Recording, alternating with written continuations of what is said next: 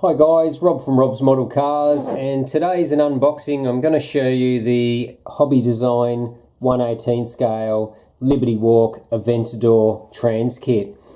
Now, as mentioned, I've built a couple of these. If you subscribe to my channel, you will have seen the baby blue version and the Zero Fighter version that I built. This time we're going to build a Roadster using this same transkit. So I've used quite a few Hobby Design products before. The quality is really quite high. They are all resin parts, but you do get wheels, rubber tyres, decals and photo etch parts as well. So it comes in this plain cardboard box with the picture of the Liberty Walk Aventador on the front, and we'll open it up and we'll have a little bit of a look. So it comes with a piece of bubble wrap on the inside, and then all the parts are in separate bags. So we'll go through these in a minute. We've got body parts, we've got suspension and brake parts, we've got the Forgiato rims, we've got the tyres to suit the Forgiato rims, we've got more bodywork, which is all the wide arch flares. Another bodywork bag which has the front and rear diffuser, lower diffusers, and the center panel between the tail lights. Then we have a bag which has the photo etch parts in it and also the decal sheets. And then we have the, if you like, instruction sheet or contents sheet, which comes with the kit, which shows you all the parts that you should have in your kit here. They're all numbered in relation to the instructions. They're quite basic instructions, but it does show you the order of the resin parts, how they go together. You've got your brake component section here, your front connector pieces, and your rear.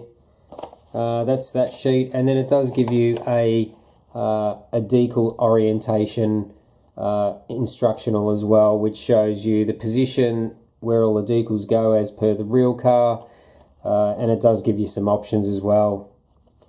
So that's what you get in the Hobby Design Liberty Walk transkit.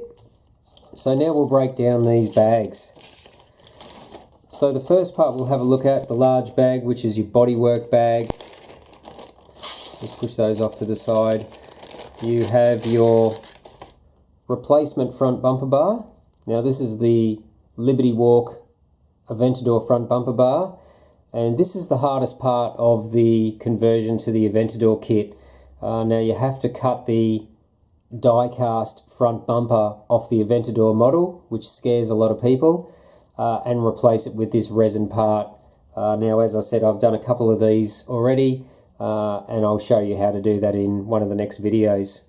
So that's the front bumper bar that you get. You also get the replacement rear diffuser, which has all these extra vanes and fins on it. Now this replaces the Autoart part that I had to pry off if you watch the disassembly video. We've got the blade for the big GT wing. Now all of the kits I've got, they're all the same. These have actually got a little bit of a curve in them. You do need to straighten these parts. Now you can do that. I use a heat gun and I apply a little bit of heat to the part, push it down on something flat until the part cools, and that usually returns the resin to its straight form. So that's that part you get, and you also get the left and right side skirt sill extensions, which go underneath the factory die-cast sills on the Autoart model. So that's the main bodywork parts you get in the main bag. The second bag, which is the bodywork also, which is what makes Liberty Walk cars famous, and that is the wide arch flares. So you've got the front wheel arch flares here. Now they do keep these little sprues on here, I guess, so that if you want to paint these parts separate, you can actually hold the part. As you'll see in my later videos, I actually cut these parts off and glue these flares to the die-cast body before I paint the whole model, but we'll get to that. So you get the two left and right front flares, and you get the rear left and right flares. You get the Army Tricks revised exhaust tips, which replaces the Autoart, and you've also got some little side vane pieces which go onto the resin bumper bar that I just showed you. So that is your second bodywork bag. There are quite a lot of parts in these kits, so even though I pay around 190 Australian dollars for these kits, I do get them through eBay. They're all about the same price, but there are a lot of parts in there. This is the little center panel. This is the third bodywork bag, so this goes in between the tail lights, and this is what the large GT wing brackets mount into, this panel. These three parts are for the front splitter underneath the front bumper bar. They go in this order.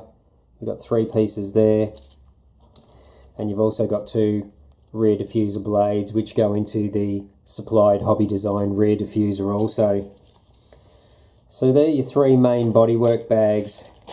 Your next bag is actually all your axle connectors and brake rotors. Now, it's very hard to remove Autoart wheels from their models. Hobby Design know this, so they've made actually all replacement parts so that you don't have to try and remove those pieces. This is a rear axle connector piece, which just replaces the factory Autoart rear wheel connector.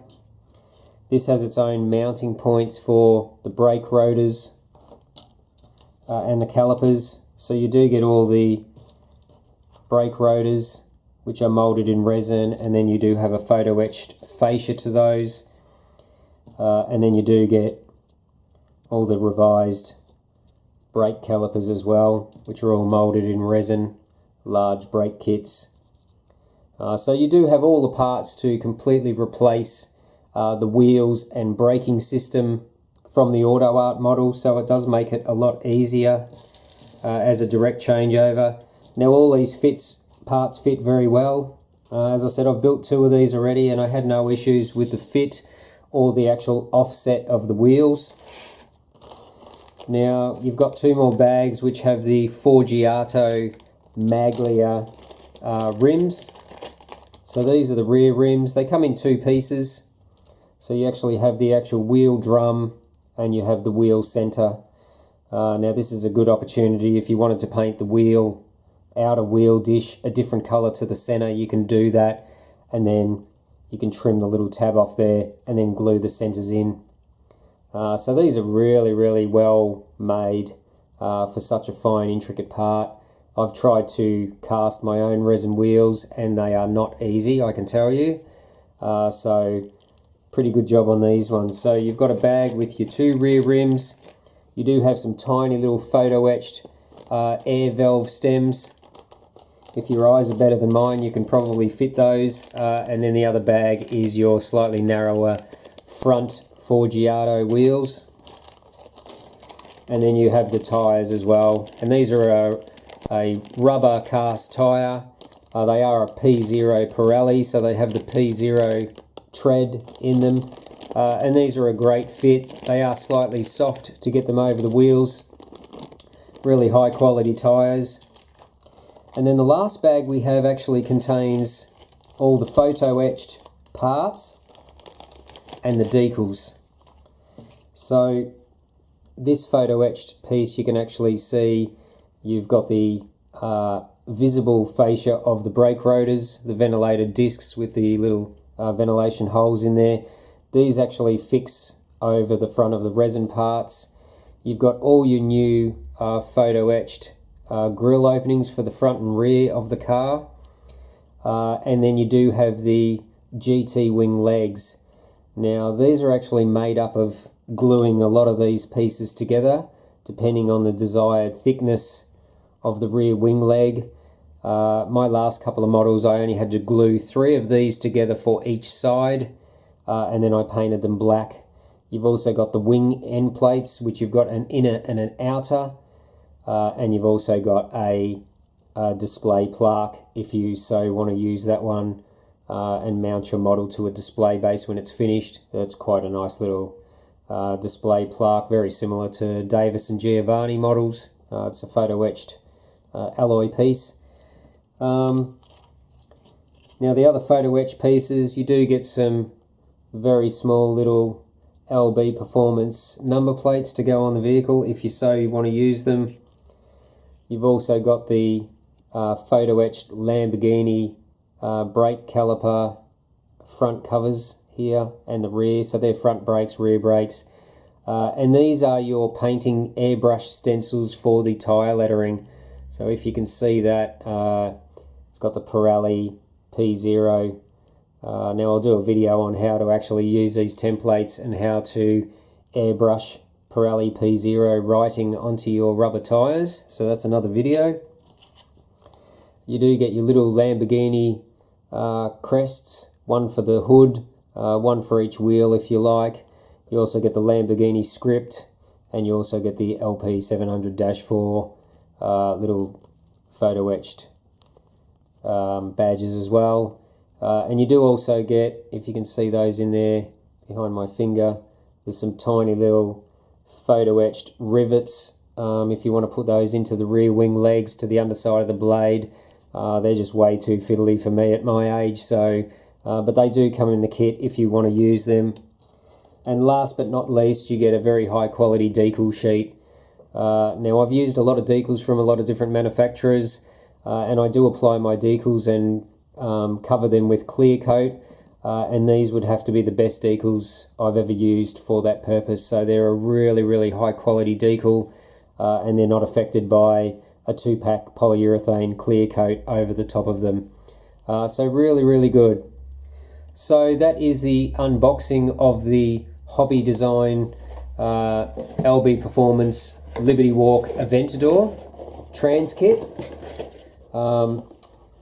As I say, if you follow this series, you'll see how I show you how to build one of these models, and I have a lot of fun building them. As I say, they're not the easiest. There are some other hobby design kits that are a lot easier to build, but it's quite rewarding to build yourself one of these LB Aventadors if you like these cars. So if you haven't subscribed to my channel already, please do. Please like the video and please share it, and stay tuned for the next installment of how to build the Hobby Design LB Performance Lamborghini Aventador. So until next time, thanks for watching. Bye for now.